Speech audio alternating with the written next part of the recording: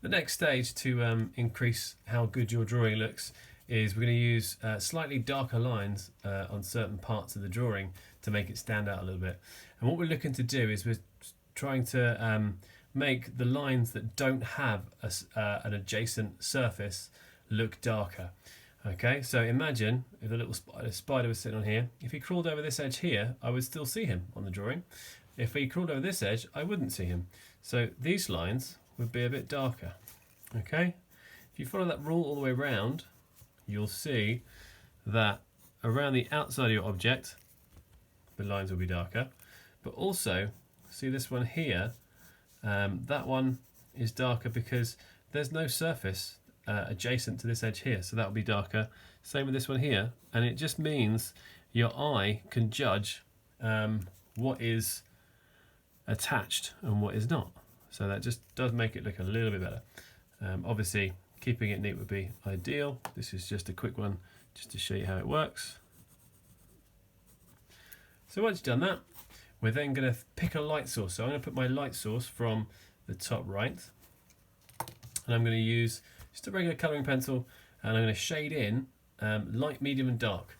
So if my sun's coming from this, my light direction is coming from this way, from above, my top would be really, really light. So that will be, I'm going to leave that white. Then the ones on the opposite side to the light will be dark. So I'm going to kind of say nice and dark. Go in the same direction, make sure it's nice and even.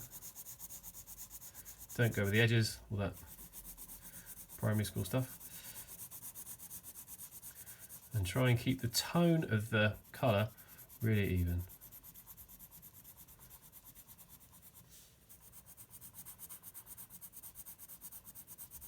Once you've done most of it, you can go in the opposite direction as well. Just go a little bit lighter, just try and even out the strokes in that surface.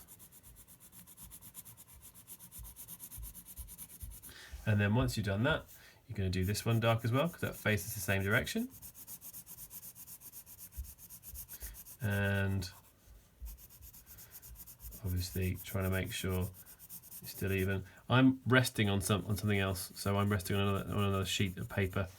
So if your table is not very flat, or the workbench isn't particularly flat, then you can lean on something a bit flatter, a bit more even. It does give you a better finish. And then I'm going to do these ones that face this way.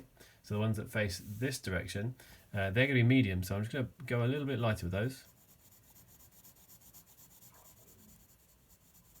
And that just helps that object look a little bit more 3D, like there's light casting different tones on each surface. So it just looks a little bit more complicated. And there we go. That was pretty good.